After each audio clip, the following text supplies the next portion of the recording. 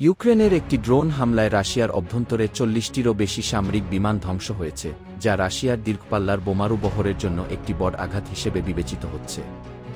এই হামলা এমন সময় ঘটেছে যখন উভয় পক্ষ ইস্তাম্বুলে শান্তি আলোচনার জন্য প্রস্তুতি নিচ্ছে। এই অভিযানটি স্পাইডার ওদেপকি নামে পরিচিত এবং এটি ১৮ মাস ধরে পরিকল্পিত ছিল। ইউক্রেনের নিরাপত্তা সংস্থা সিবিইউ ড্রোনগুলোকে মোবাইল কাঠের বক্সের মধ্যে লুকিয়ে ট্রাকের মাধ্যমে রাশিয়ার অভ্যন্তরে প্রবেশ করায় এবং সেখান থেকে ড্রোনগুলো রাশিয়ার বিমান ঘাঁটিগুলোর দিকে উৎক্ষেপণ করা হয়।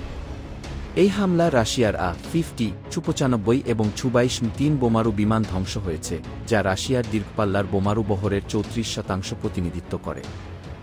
একই সময়ে রাশিয়া ইউক্রেনের উপর ৪৭২টি ড্রোন এবং ৭টি ক্ষেপণাস্ত্র নিক্ষেপ করে, যা ২০২২ সালে যুদ্ধ শুরুর পর থেকে সবচেয়ে বড় আকাশ হামলা। এই হামলায় অন্তত ১২ জন ইউক্রেনীয় সেনা নিহত এবং ৬০ জনের বেশি আহত হয়। এই ঘটনার পর ইউক্রেনের সেনাবাহিনীর কমান্ডার মিখাইলো দ্রাপাতি পদত্যাগ করেন। তিনি ২০২২ সালে ইউক্রেনের পূর্ব ফ্রন্ট পুনর্দখলের সফল অভিযানে নেতৃত্ব দিয়েছিলেন। রাশিয়ার প্রতিরক্ষা মন্ত্রণালয় নিশ্চিত করেছে যে এই হামলা ৫টি বিমান ঘাঁটিতে ঘটেছে, যার মধ্যে ইরকুতস্ক এবং মুরমানস্ক অঞ্চলের ঘাঁটিগুলোতে বিমান ক্ষতিগ্রস্ত হয়েছে এবং আগুন লেগেছে।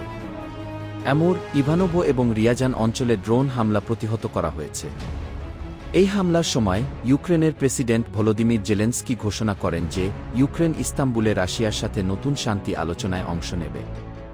তিনি বলেন, আমরা আমাদের স্বাধীনতা, রাষ্ট্র এবং জনগণকে রক্ষা করার জন্য সবকিছু করছি। প্রতিরক্ষা মন্ত্রী রুস্তেম উমেরভ এই আলোচনায় ইউক্রেনীয় প্রতিনিধিদলের নেতৃত্ব দেবেন। ইউক্রেনের কর্মকর্তারা পূর্বে মস্কোকে অনুরোধ করেছিলেন আলোচনার আগে যুদ্ধ শেষ করার বিষয়ে তাদের অবস্থান স্পষ্ট করে একটি স্মারকলিপি প্রদান করতে। রাশিয়া জানিয়েছে তারা এই স্মারকলিপি আলোচনার সময় উপস্থাপন করবে। এদিকে রাশিয়ার প্রতিরক্ষা মন্ত্রণালয় ঘোষণা করেছে যে তাদের বাহিনী ইউক্রেনের উত্তর সুমি অঞ্চলের ওলেক্সিভকা গ্রাম দখল করেছে।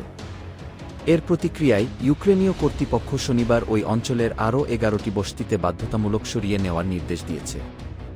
ইউক্রেনের শীর্ষ সেনা কমান্ডার ওলেক্সান্ডার সিরস্কি জানিয়েছেন, রাশিয়ার বাহিনী তাদের প্রধান আক্রমণাত্মক প্রচেষ্টা ডোনেৎস্ক অঞ্চলের পোক্রোভস্ক, তোরেৎস্ক এবং লিমান শহরগুলোর উপর কেন্দ্রীভূত করছে এবং সুমি সীমান্ত বরাবর চাপ বৃদ্ধি করছে। এই পরিস্থিতিতে ইউক্রেনের সামরিক বাহিনী জনবল সংকটে ভুগছে এবং রাশিয়ার ড্রোনের নজরদারি এড়াতে বড় দলবদ্ধতা এড়িয়ে চলার জন্য ব্যাপক সতর্কতা অবলম্বন করছে।